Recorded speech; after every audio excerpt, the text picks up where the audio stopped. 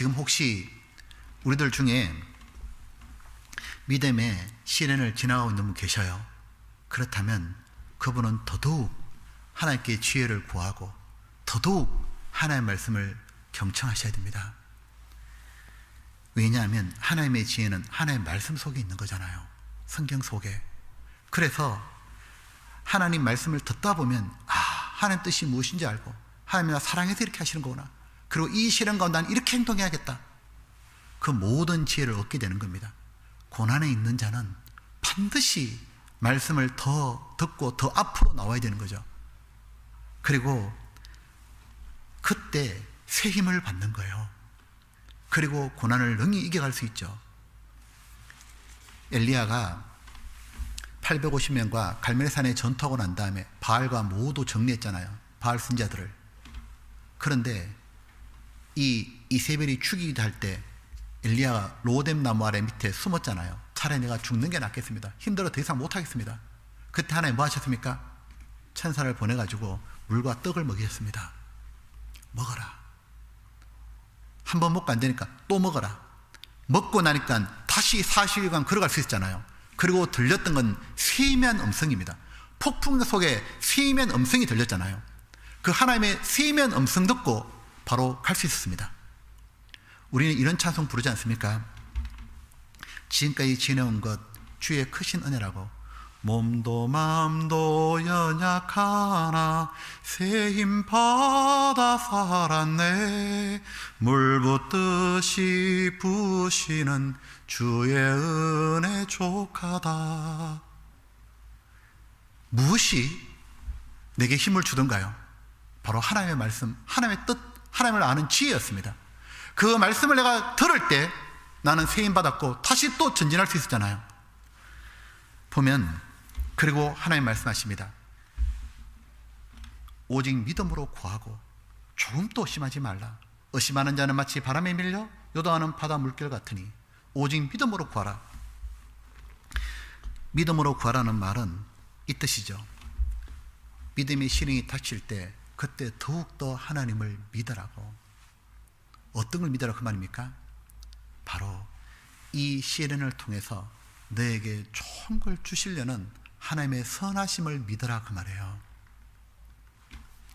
하나님이 나를 사랑해서 이 모든 어려움을 주셨지만 이걸 통해서 내 믿음을 성장시키고 그리고 일꾼으로 만들고 영원한 영광을 주시려는 하나님의 선한 뜻.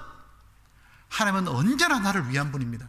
내가 죄인일 때도 같은 거 구원하려고 죽으신 분이고 나를 위해 아끼지 않고 자기 생명을 주신 분이기 때문에 아무것도 아끼는 게 없잖아요.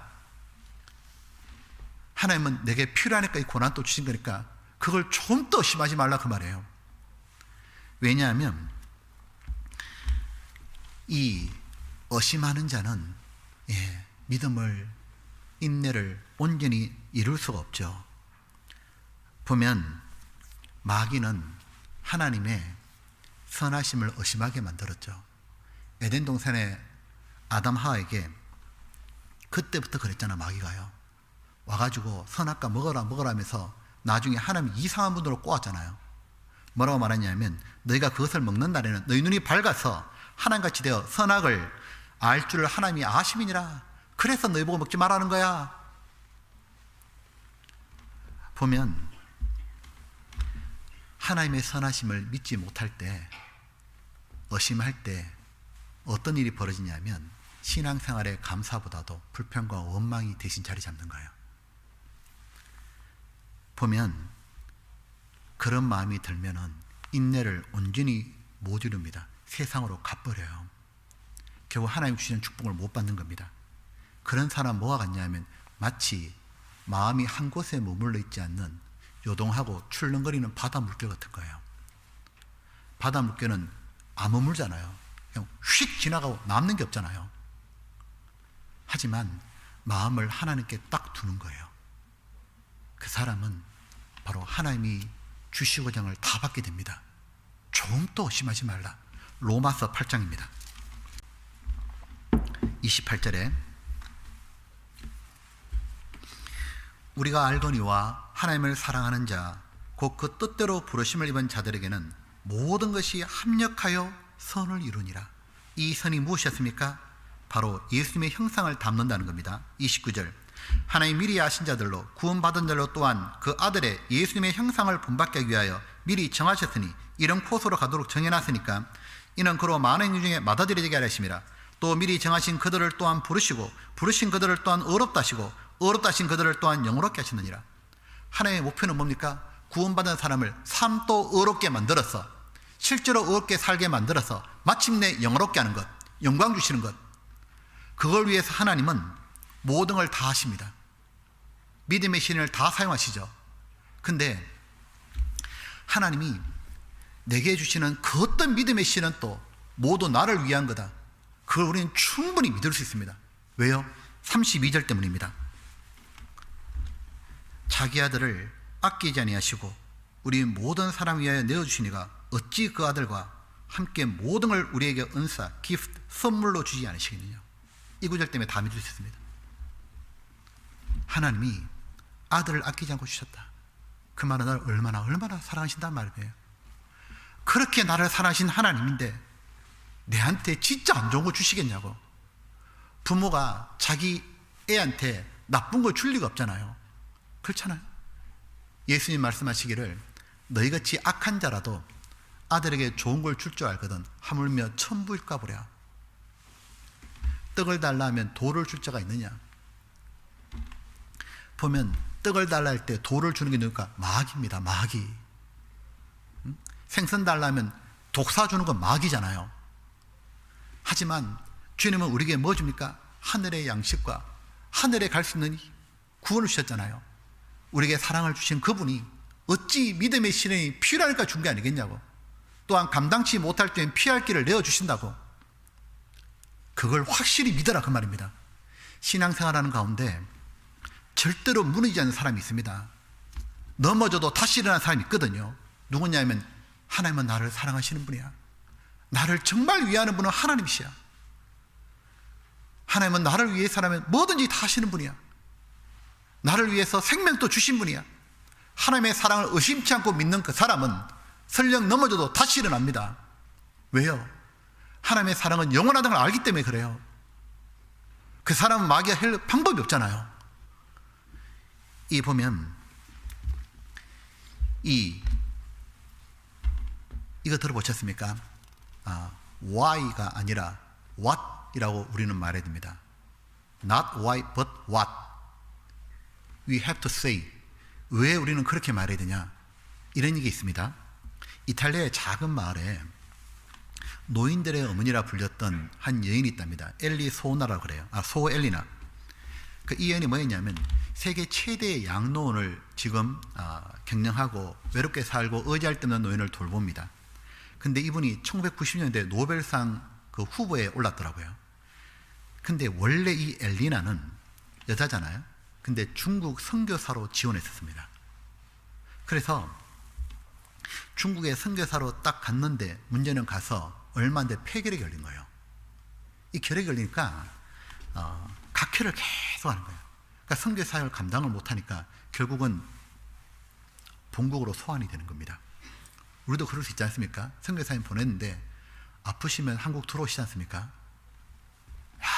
근데 그때 이 엘리나가 뭐라고 말했냐면 하나님 이제 이 병든 나에게 어째서 이 병을 주셨습니까? 왜 이러십니까? 이렇게 말한 게 아니라 하나님 병든 나에게 이제 무엇을 원하십니까?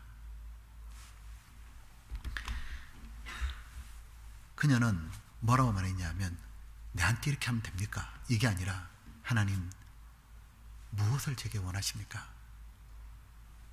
하나님의 사랑을 좋은 뜻이만 했습니다. 이탈리아의 고향에 돌아와가지고 아버지가 유산을 물려준 큰 불모지 땅이 있었다 그래요. 그래서 그걸 개간해 농사를 지은 거예요. 그래서 거기서 벌었는 수확을 돈을 중국에 선교하시는 선교사님들을 후원한 겁니다. 그게 자기가 해야 되리라는 걸 알게 된 거예요.